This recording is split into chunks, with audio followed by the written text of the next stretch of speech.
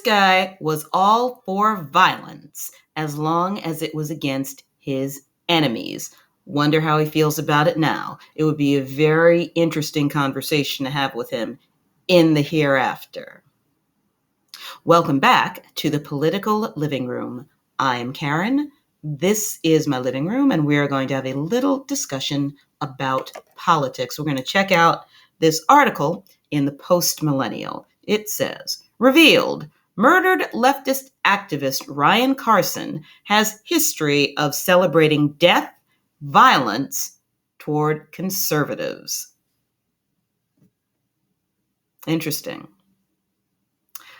He advocated for violence against conservatives and celebrated their deaths. And he met a very violent end. Sometimes the drama writes itself. Okay, let's take a look at the article. It says, the Antifa activist who was stabbed to death in Brooklyn on Monday, 32-year-old Ryan Carson, has a history of celebrating death and violence. Live by the sword, right? Carson, who was a prominent far-left activist and poet in New York City, was remembered by friends and Democrat lawmakers for his acts of kindness. Now, hold on. Let's just talk about Antifa for a moment. Antifa is an organization that comes out after women when we gather to speak about the preservation of our rights under the onslaught of transgenderism. Antifa supports the people that seek to revoke women's rights to single-sex spaces. This guy supported Antifa. Therefore, he supported a violent, misogynist organization that is the opposite of kind. Just saying. Let's keep going. So, they have unearthed posts on social media that reveal that Carson celebrated the deaths of conservatives and advocated for violence against the police. Violence against the police. It's problematic in a lot of ways. First of all, because violence toward anyone is not to be advocated. Second of all, because it demoralizes police and it inspires them to quit. And so you're left with people who just don't give a shit and who aren't as good at the job. Because what you want on the police force or in any job force is people who are choosing to be there, not people who can't do anything else. And if you demoralize the cops too much, the ones who can do something else and who can think of something else to do with themselves, they will. And you will be left with people who can't do anything else. They are compelled to be there. And so the quality of policing is going to go down. You're also going to have a smaller police force, so you can't bring back things that worked really well, like beat cops. Just imagine how different the outcome of this incident involving Carson being stabbed to death. Just think of how differently that could have worked out if there had been a cop on that beat. Just think about that. Guy might still be alive. Amazing, right? But no, you want to defund the police so that mentally ill, violent criminals can have free reign because racism is some damn thing. Let's keep going. Okay. So here we have a post from the Bird app made by Andy No. Murdered Brooklyn Antifa activist Ryan Carson. Okay. So posts have emerged of him celebrating death and violence. Let's take a look at those. Hold on for just 1 second. Let's go back and look at that page because he was very happy about the death of Rush Limbaugh. So here we have a picture of Limbaugh and it says, Lamau, hell yeah. Now, I was not a fan of Rush Limbaugh's there, definitely not.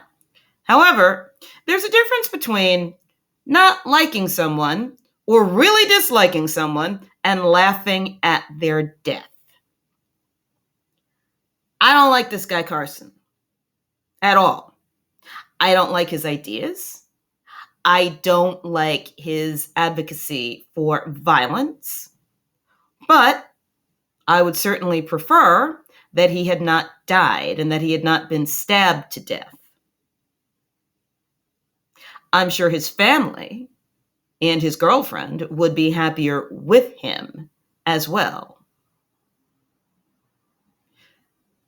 And I can say that because I'm not a lunatic, okay?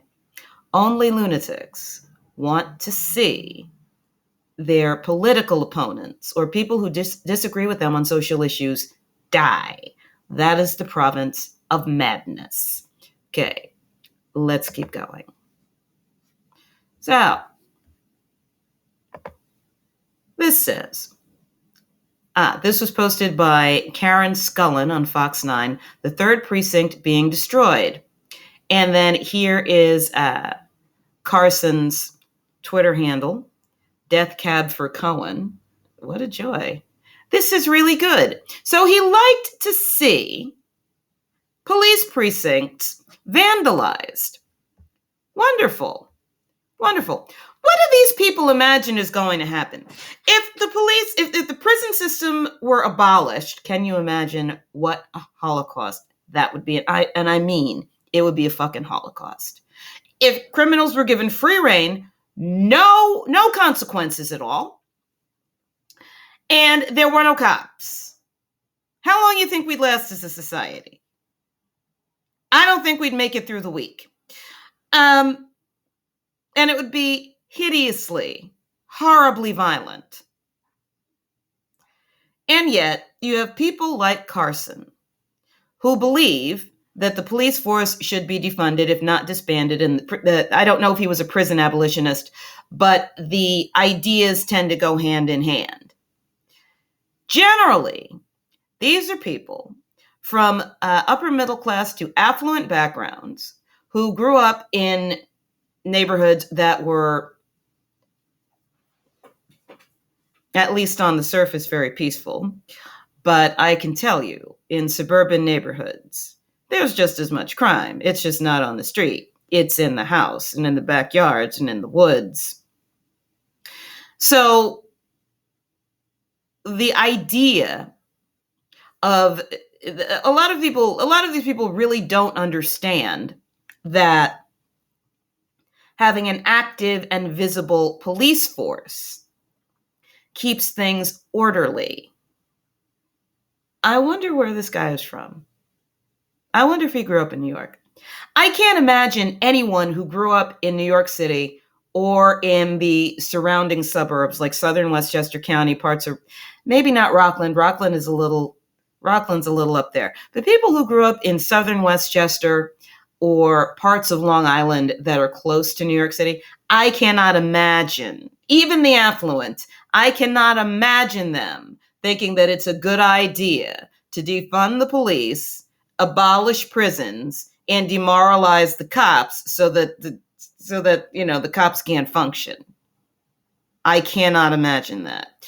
One of the things that keeps those suburbs so chilled out on the street is two things: police presence and private security forces. So you've got your security, and then you've got another layer of security. Wanting to abolish that security? That's fucking ridiculous. All right, let's keep going here. So, the article goes on to say, Carson's death received nationwide attention, not only because he was a prominent activist, but also because how his girlfriend, Claudia V. Morales, responded to his death. Morales, an Antifa-affiliated anti-police activist.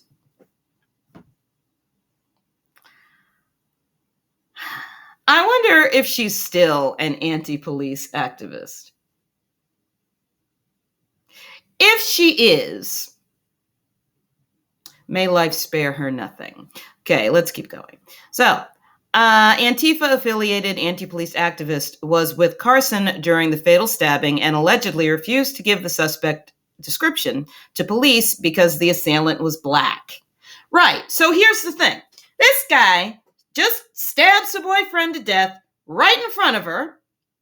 And then she doesn't want to tell the cops who it is, so he can go and stab some other people.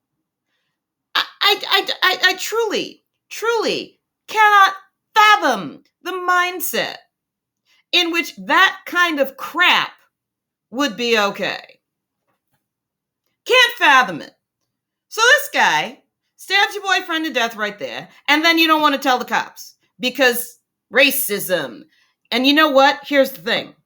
That black kid more than likely lives in the black community. And so it's very possible that his next victim will be a black person because black people are more likely to kill other black people than they are to kill white people. So this stupid broad wants to free this guy so he can go and prey on other black folks. What the fuck is wrong with them? I cannot stand these people. Oh my God. They are almost as much of a scourge for the black community as the goddamn criminals. Let's keep going. In addition, friends of Ryan Carson said on Wednesday that Carson would have sympathy for the man who fatally attacked him.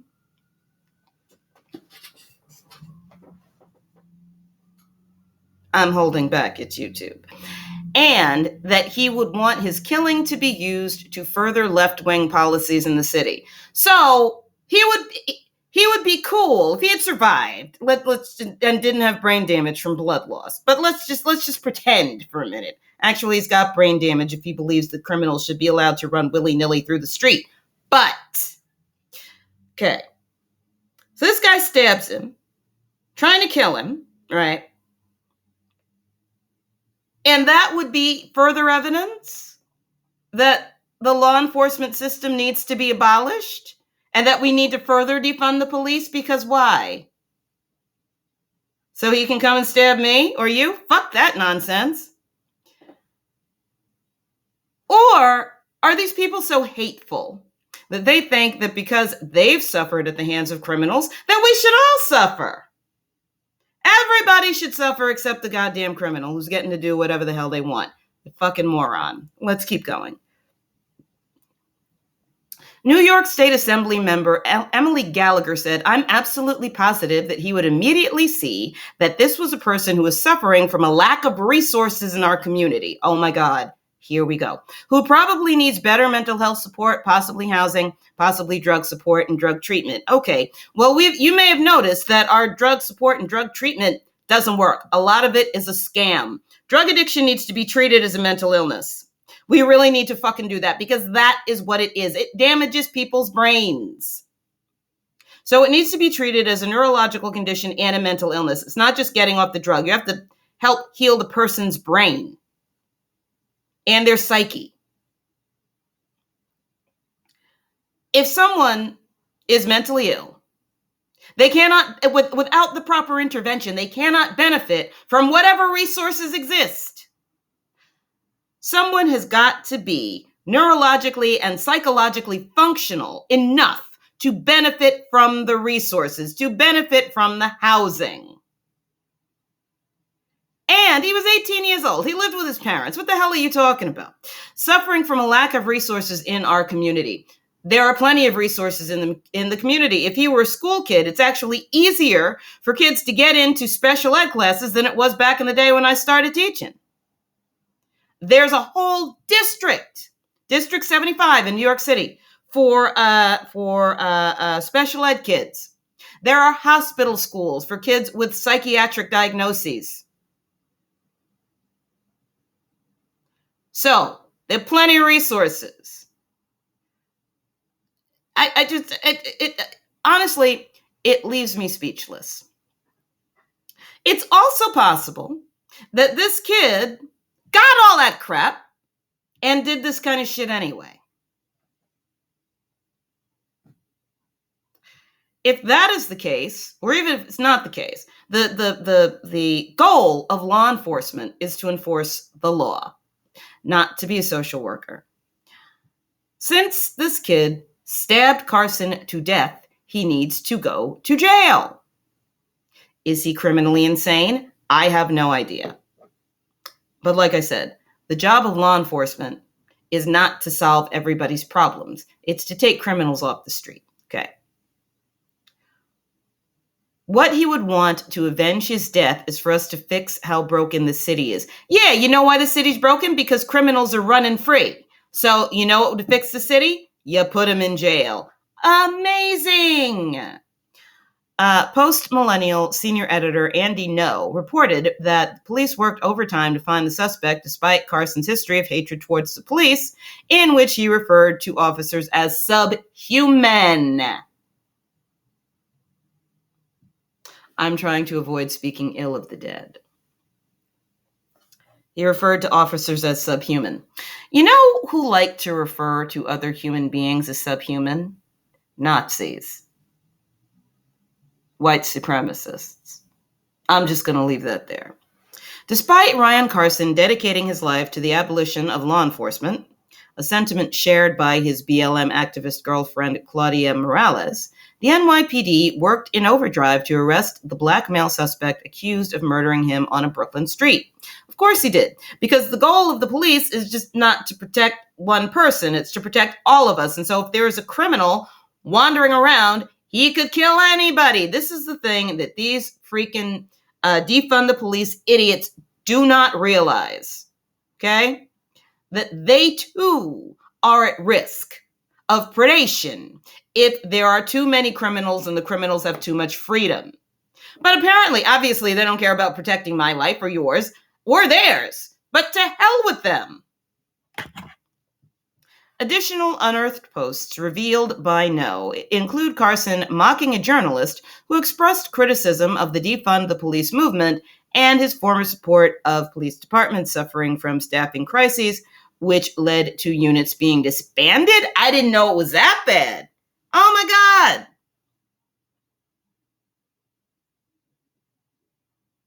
Sweet Jesus. Okay. NYC scanner breaking. The entire NYPD anti-crime unit, plainclothes officers, is being eliminated. Jesus Christ. I'm amazed now that things are as orderly as they are.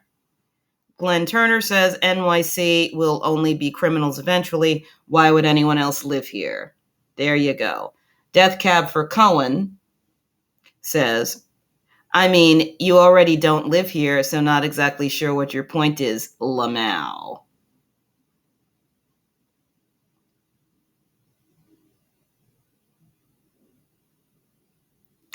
No one deserves to be stabbed to death on a street corner. Okay. Zach Beauchamp said, I'm sorry, but abolish the police seems like a poorly thought out idea that's gotten popular with shocking speed.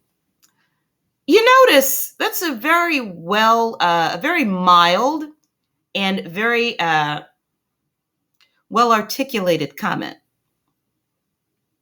How did Carson respond? Read a book, bro. Quality. Furthermore, No revealed that Carson attended a violent BLM Antifa riot in 2020 and made observations on how his comrades could better riot. Right? So how they could more effectively create chaos in New York City. When Antifa were described as pussies, Carson responded that he would be able to whoop your little baby ass. Quality. I'm holding back because it's YouTube. Well, I have a question. Where was the whoop ass when he was getting stabbed? Honestly, a lot of people don't know how to fight. I don't know how to fight. I don't get in fights. When I see some crazy person in my vicinity, I get away from them. I don't talk to them, which is what this guy did. I don't make eye contact. I get out of the vicinity because I want to live. So Being an imaginary badass is not the same as having to be a badass when somebody comes at you with the crazy rage and they know how to fight. Just saying. So there we go. That brings us to the end of our political discussion this evening. Thank you very much for hanging out with me. And we need cops.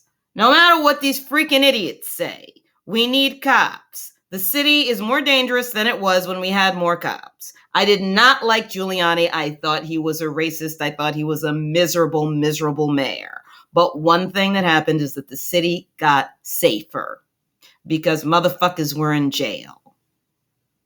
So I'm going to leave that here, and I will see you in the next one. And until then, happy spooky season. Have a great night, and bye-bye.